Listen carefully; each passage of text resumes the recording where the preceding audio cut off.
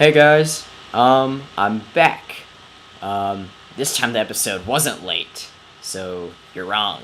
But no, I'm just kidding. But I'm back with Tommy. Say hey, Tommy. Oi, Yeah, oi, and we're gonna do as promised traditional exterior, and yeah, that's pretty much about it. I interior. mean, we're not doing anything else other than that. So I'm just gonna let Tommy talk to us about it. So we're just gonna walk The inside his. traditional interior. Yeah. So this is Well, what the yeah. It's inside this of a is his house, by tradition. the way. This is his house. This is what the inside of a traditional house looks like. Wow, no, I'm just kidding. Okay, usually when you walk into a traditional style house, or most any houses, there is a formal living room. But in this case, this is a small house, so it's just one living room, aka the main living room. It's kind of formal. There's no TV. There's a fireplace. Usually living rooms have fireplaces, and they're usually in the front because it showcase to the house how nice these rooms are. Formal living rooms, formal dining rooms are usually in the front of the house. Offices, they're nice, and it just makes the house look better. Don't put your kitchen up front. Kitchens don't go in the front of the house. Away the house, it kind of works. You gotta make it work. There's a triangle. Combine rooms in the triangle. Except for this house really isn't a triangle. Now, if you come over here, there's also a closet. Closet space is good to have, especially even in small houses, making it realistic. It's a nicely closet. Usually, if you use floor plans, that helps a lot. Same rule applies for the floor plan, just as the exterior does. Oops, wrong one. Okay, so if we work back over here, this is the kitchen, and it's a small kitchen, but it also works as the nook area right here too. Something happened with the server. The signs got swiped on the cabinets. Usually there's signs there, but yeah, this is about what a kitchen. This is a pretty nice kitchen actually, considering it has an island. Not all kitchens have to have islands, and most kitchens are usually located in the back near the garage for easy access for groceries. Keep that in mind. You don't want your garage on one side of the house, your kitchen on the other side. It doesn't work. It also helps to use plans, and I keep saying that is because plans help a lot. You can totally tell when you use a plan and when you don't use a plan. That's just saying. Because, like, if you didn't have a plan, who would think to actually have a laundry room right off the kitchen right here? It is a downstairs laundry room. It's actually good to have an upstairs laundry room if you think about it. Your clothes never have to go downstairs. But smaller houses and houses like I live in, laundry rooms downstairs. Usually also off the kitchen, and the living area is a half bathroom, also known as the powder room slash water closet.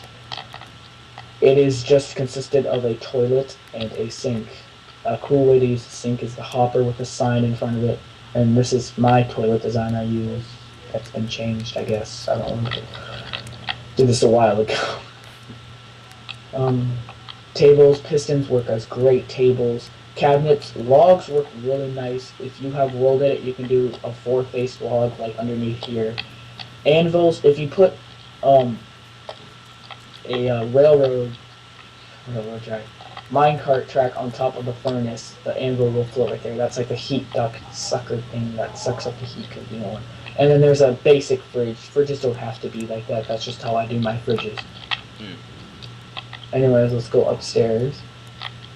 Now the stairs are usually in the front of the house. Every once in a while there might be a stairs not off. This is relatively, it's in the main hall right here. So, go up. So you go up the stairs. Sometimes there's probably windows, usually a light, make it look nice, you can see out. And then we come here to the landing slash, this is more of a small landing. There's not really any hallway since it's a smaller house. You might have a hallway. It's This one kind of has a just balcony. yeah. It's kind of just like a center point for all your rooms. Yeah, and you kind of work off. And then balcony over, usually foyers, which is the entryway. That our house doesn't really have a foyer, considering that a foyer is usually the main entryway. It's usually 2 stories, and it's usually where the stairs are located. And it has balcony. Also, in bigger houses, there's balconies over the main living space, where you spend most of your time, like watching TV, playing video games, whatever you do. This is, I believe, the master of this house. Yeah, The this is a master bedroom. Yeah, usually the master bedroom is upstairs. It also can be downstairs in bigger homes, and it has its own full bathroom and closet space, and a big tub and toilet, secluded toilet over here. because you don't want to take a shower and see someone poop. That's a more basic That's a rule. very good point. Yeah. And this also has the access to the balcony, considering it is the master, so that makes sense that it has the best amenities of the house.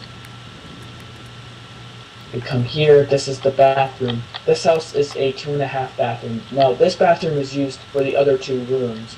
It does not connect. You can have it as a Jack and Jill bathroom, where you have 2 toilets, a bathtub, and 2 closets, with 2 doors on each side for the bedrooms. In this case, it doesn't work out like that. This is the upstairs restroom for these 2 bedrooms, which is bedroom.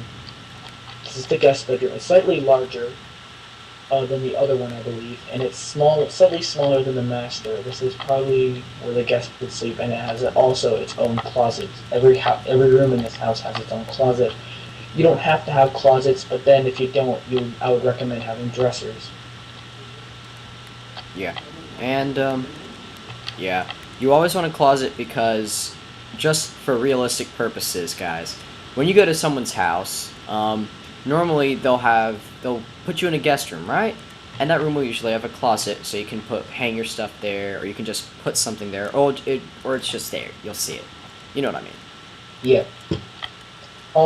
This is probably like a kid's room more, and it's more. It's definitely the smallest room. It also, like we said, has its own closet like every other one, and it has its desk. There should be a computer there, but for some reason I don't know what happened to it. Server issues, and big bed, kind of with like a bunk thing with keep your stuff in there, you can store your stuff. Yeah.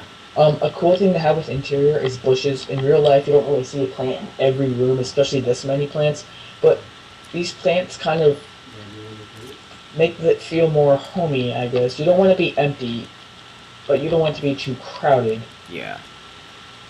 Anyway, let's go down to the basement. This house does have a basement, and I'll show you why afterwards. So anyways, you're going down. As you can see, this cobblestone is what I was talking about earlier with exterior, how it's one and then the build. This is the base of the house, and then underneath that is the basement. You come down. Not all basements don't have to be unfinished. Like this part right here, I've turned into like a man cave place of desks. As you can see, it's homey, it's small, but it works nice.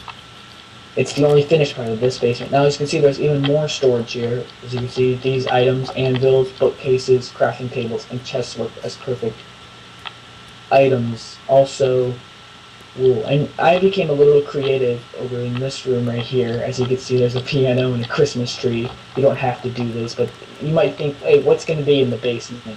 What is in your basement if you do have a basement? Oh, yep, there's an old couch. Some cobwebs just for detail, And to be even more realistic, you can have the water heaters, and this is cool. Very cool.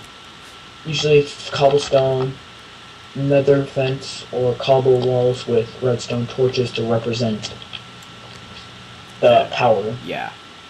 So, okay. So, and also cobwebs also make the room feel like it's untouched, which makes sense. That's why would you have a clean, unfinished basement?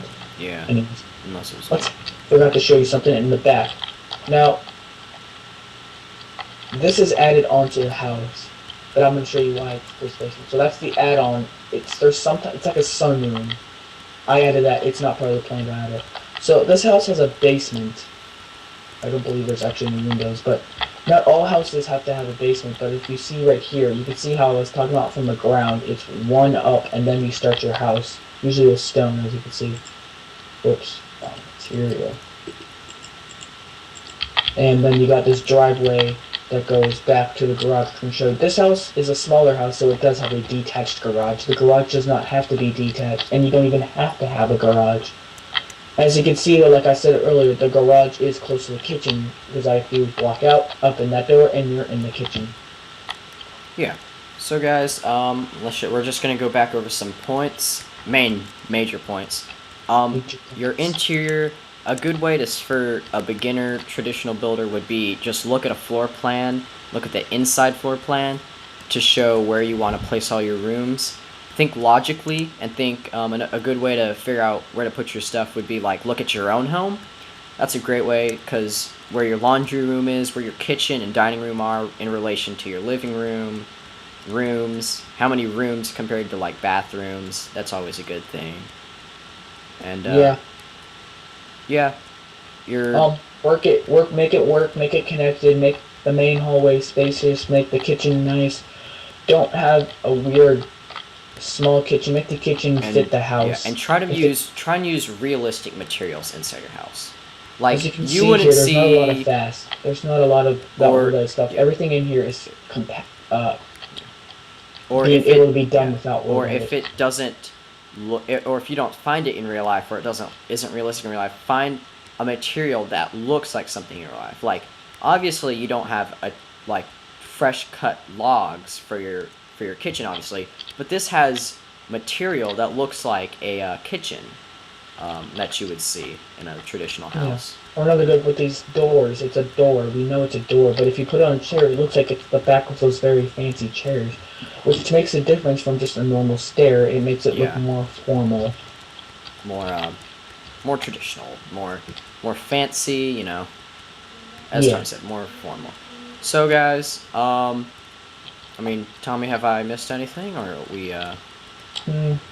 No. Okay. Just so keep guys, it real.